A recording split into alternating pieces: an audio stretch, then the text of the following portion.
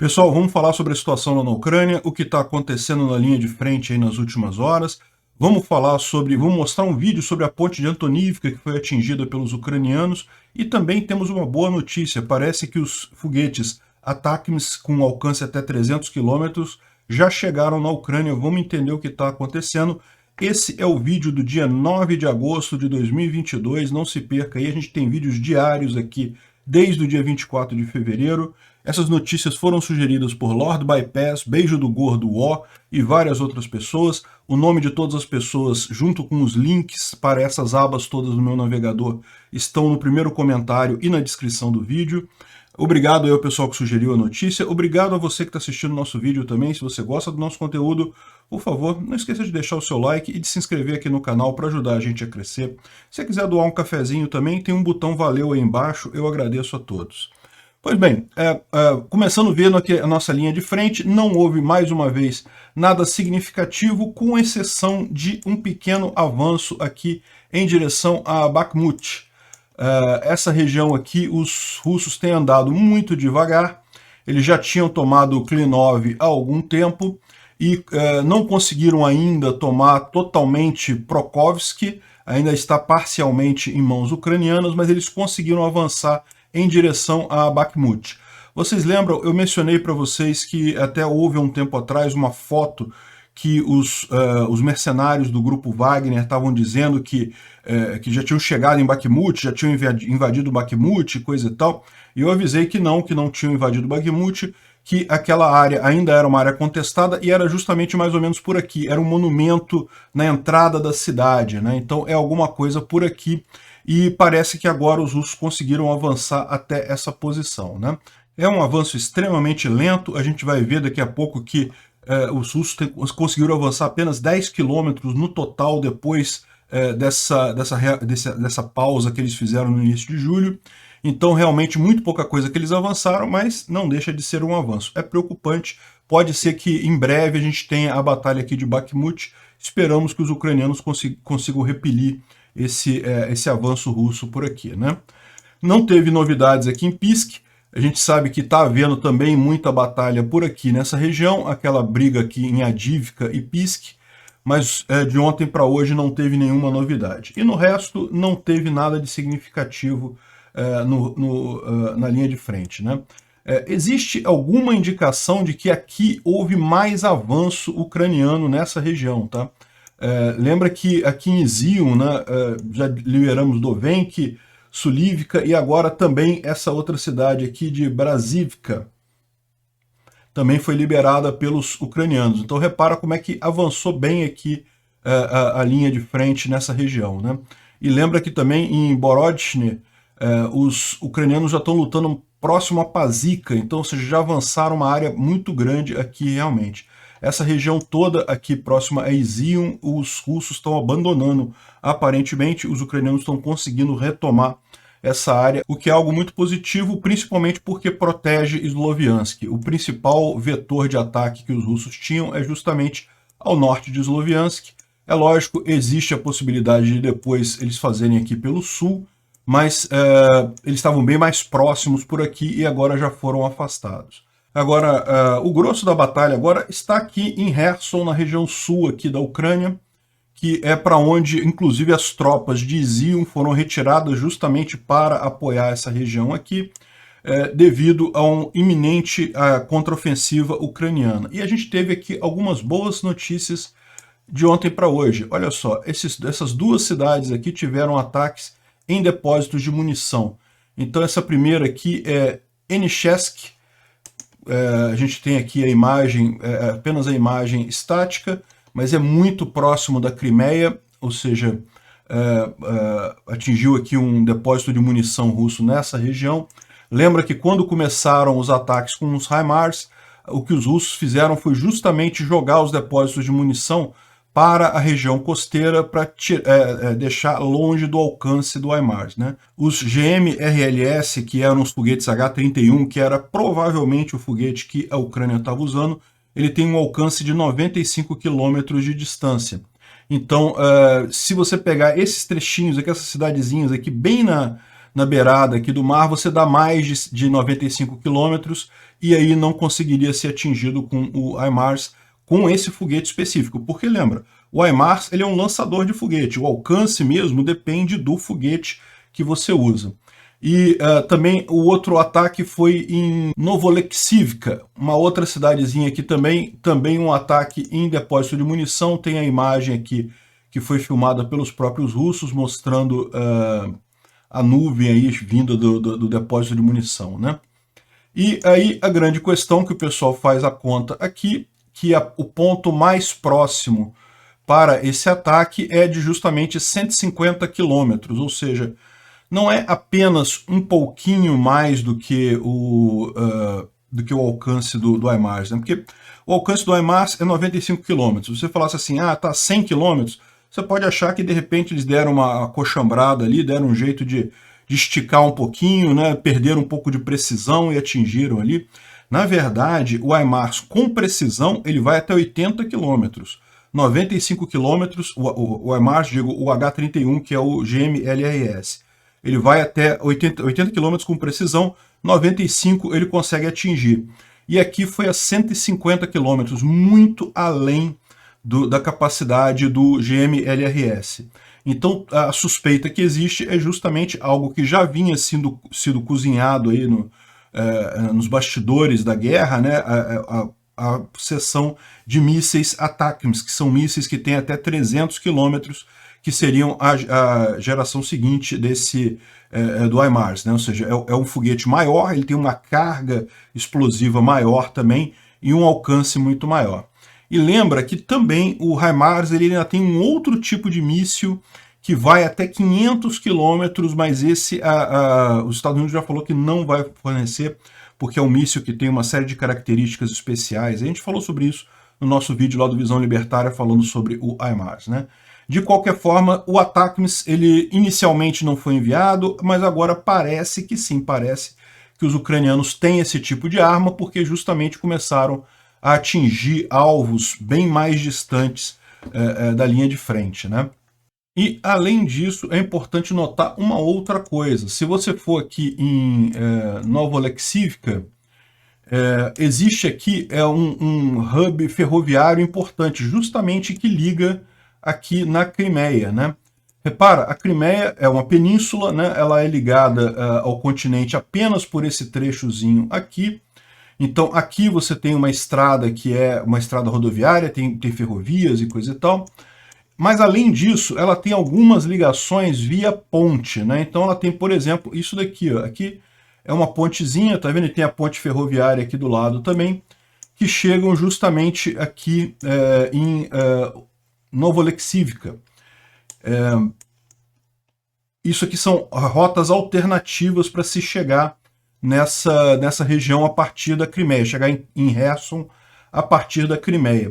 E se os ucranianos conseguem atingir aqui, eles certamente conseguem atingir essas pontes também, cortando a ligação da Crimeia com o sul aqui da Ucrânia. É lógico, nesse trecho aqui não tem como evitar, porque aqui realmente é terra, né? É por isso que a Crimeia é uma península, senão seria uma ilha, mas nessas outras direções aqui, isso pode ser removido. Se atinge aqui, certamente atinge as pontes aqui atrás, que dão também ligação ao sul da Ucrânia, né? Mais uma dificuldade aí para os russos nessa região. Bom, a gente falou, ontem houve o ataque à ponte de Antonivka, ali perto de Kherson, e eu não mostrei para vocês o vídeo, porque a gente não tinha acesso ao vídeo ontem ainda, mas parece que agora a gente já tem a informação, o vídeo aqui do pessoal mostrando os estragos feitos na ponte, né? Então, como a gente falou, os russos estavam tentando consertar a ponte, fazer um ajuste ali para ela continuar, para ela poder novamente ser usada. Como falamos também, ser usada por carros de passeio, tudo bem, por pessoas andando, tudo bem, mas de qualquer forma a estrutura da ponte está comprometida para questões de cargas mais pesadas, questões mais avançadas, né? E de qualquer forma, os ucranianos agora fizeram um novo ataque aqui e novamente acabaram abrindo uma série de buracos ali na ponte, ou seja, Novamente ela está com problemas aí para ser usada, eles adiaram a abertura dessa ponte e muito provavelmente isso daí foi um banho de água fria, porque eles estão vendo o seguinte, né? Ah, vamos fazer o reparo, beleza, quando tiver quase pronto o reparo, os ucranianos vão lá e destroem de novo. Vai ser enxugar gelo tentar usar essa ponte. Lembra que eles tinham colocado algumas defesas passivas aqui, que eram algumas coisas para atrapalhar o radar e coisa e tal? E a gente falou, quando eles botaram isso, que não ia ajudar em nada, porque não é o tipo de coisa que o HIMARS faz, ele tem o posicionamento por GPS, então, mas de qualquer forma agora ficou comprovado que de fato esses truquezinhos deles aí não vão ajudar em nada a deter o ataque à ponte, né? E de fato esse ataque ontem foi maior, né? Na verdade foi não apenas a ponte de Antonivka, como também em Skadovsk, Chornobaivka, Olensk e Nova Kakhovka, né? Aquela pontezinha próximo da represa, né? A gente falou sobre isso ontem também, que é um outro ponto que eles atingiram ontem também.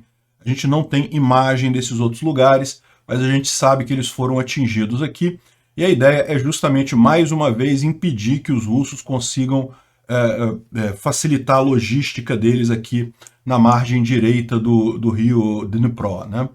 Bom, e aqui a gente vê uma quantidade bastante grande de HIMARS caminhando na Romênia. Dá para ver que é realmente uma quantidade muito grande de HIMARS e não se sabe exatamente para onde eles estão indo, evidentemente, mas aqui ele fala que é em Bucareste, mas na verdade, mais aqui embaixo, alguém corrige ele dizendo que é em Foczany, que é na estrada indo para a Ucrânia. Então é muito provável, isso não é certeza, mas é muito provável que esses caminhões todos, olha só, dá para ver que é realmente uma quantidade grande de caminhões de HIMARS passando aqui, dá a impressão de que de fato isso daqui estaria indo para a Ucrânia, né? Vamos torcer.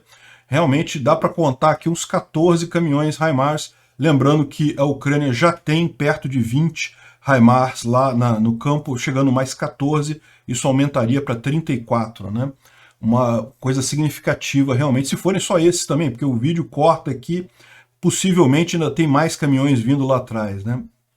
E, bom, apareceu em alguns canais do Telegram russos imagem de destroços de um míssil AGM-88 HARM, ou seja, a Ucrânia estaria usando esse míssil, que é um míssil anti-radiação. O que significa isso? Isso foi confirmado depois pelos americanos, que o secretário de Defesa Colin Kahl, ele disse que mandou esse tipo de míssil para os ucranianos.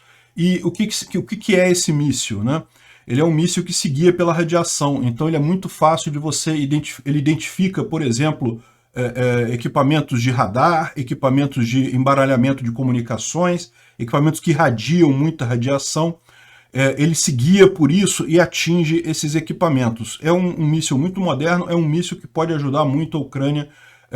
A grande dificuldade aqui era o lançador desses mísseis, que tipicamente são aviões americanos. Aparentemente eles conseguiram adaptar esses mísseis para caças ou aviões ucranianos, e daí estão enviando, já tem destroço, já tem indicação de que isso já foi usado lá na Ucrânia, né? Então realmente é uma boa notícia aí sobre armamento novo chegando lá na Ucrânia.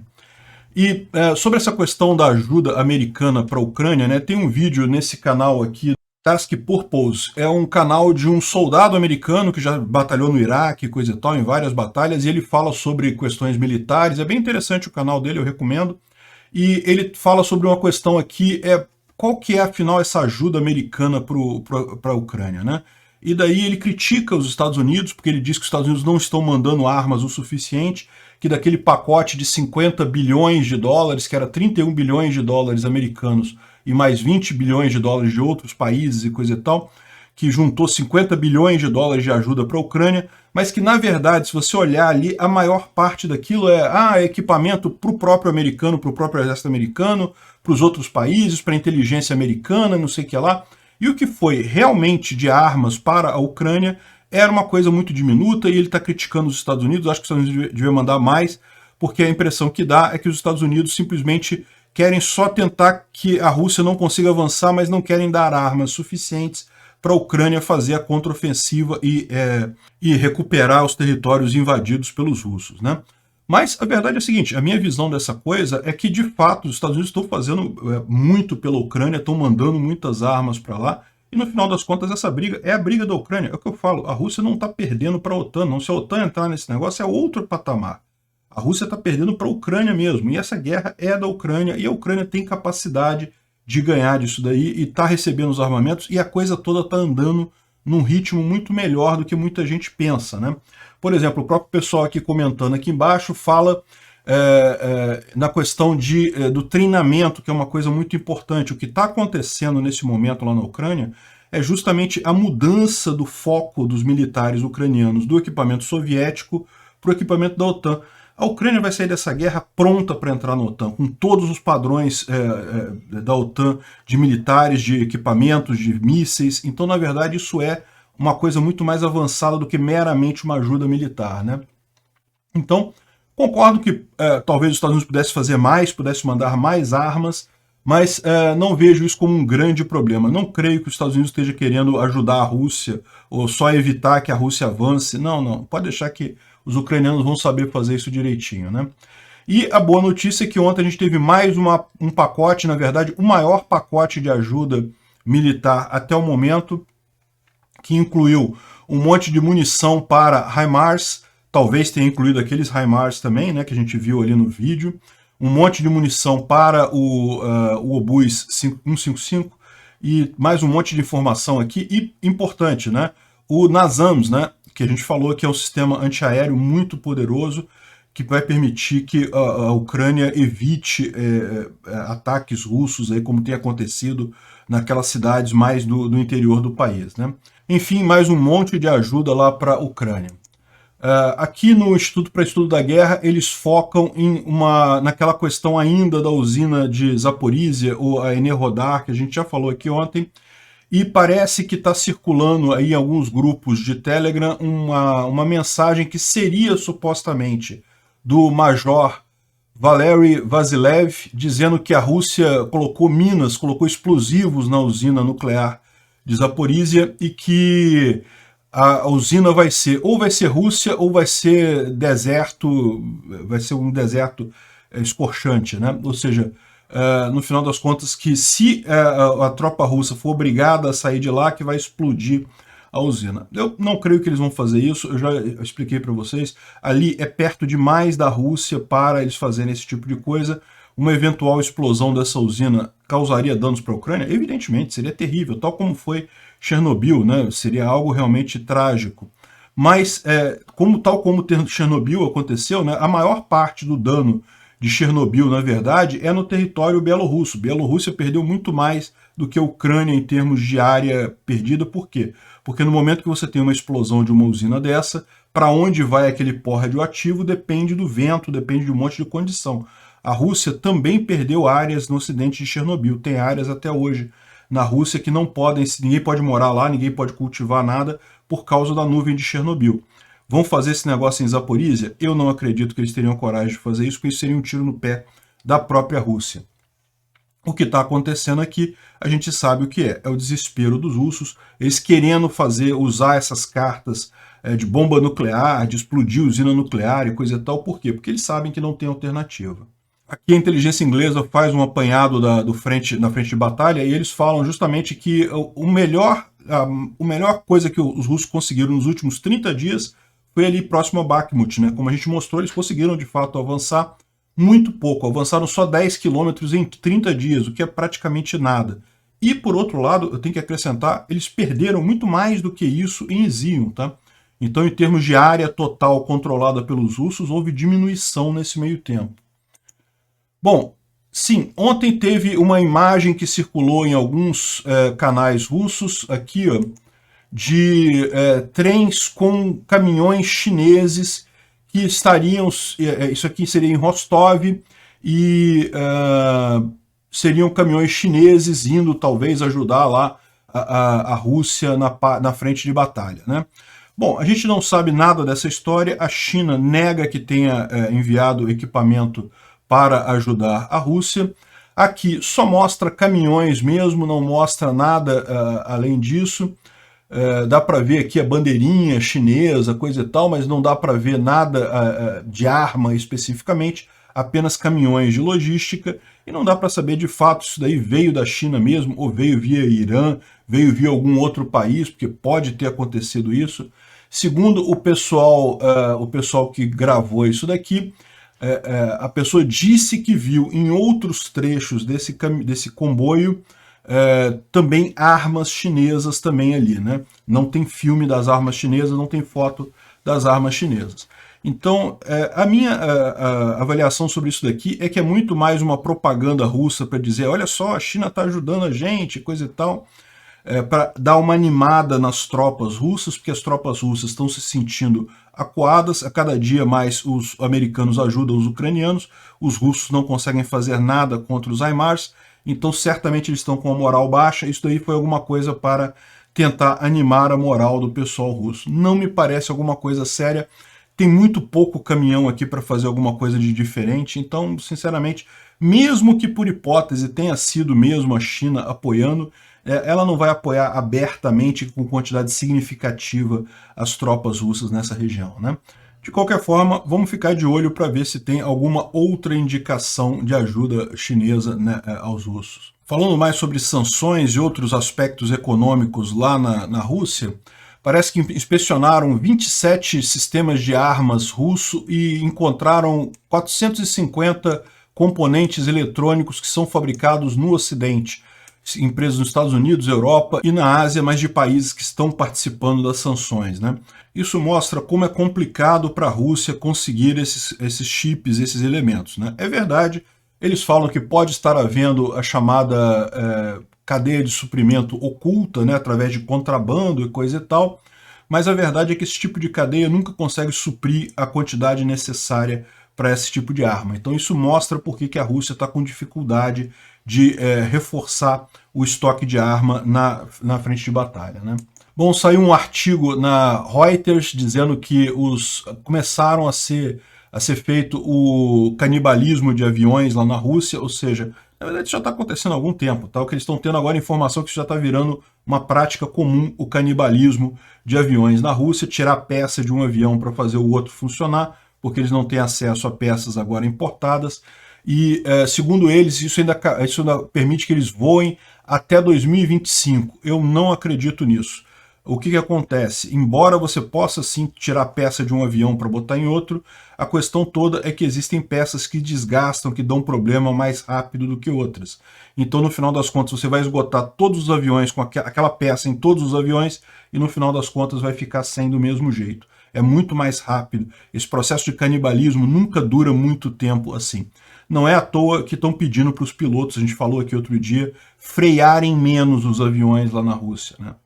E, bom, só para terminar, ontem Bolsonaro falou numa convenção da Febraban, né, falou para os banqueiros aqui no Brasil, e depois repetiu isso na entrevista dele no Flow Podcast, que foi um sucesso muito grande, e ele disse que o Zelensky pediu que ele interferisse na guerra contra a Rússia, no sentido de, eles explicam mais aqui, de também fazer sanções contra a Rússia e coisa e tal, e ele disse que não poderia fazer isso e coisa e tal, que não tinha como fazer, o que é realmente uma pena, né? Depois fica chorando porque, por exemplo, os Estados Unidos travou a venda de mísseis Javelin para o Brasil, segundo fontes. É verdade, aqui na Isto É, que vocês sabem, é uma publicação de extrema esquerda, eles falam que não é porque eles estão com medo de Bolsonaro dar golpe no Brasil e coisa e tal, e por isso que não vendem os Javelins para o Brasil, o que é uma besteira, porque os Javelins só vão chegar daqui a anos de qualquer forma, é uma compra que está iniciando agora, mas certamente o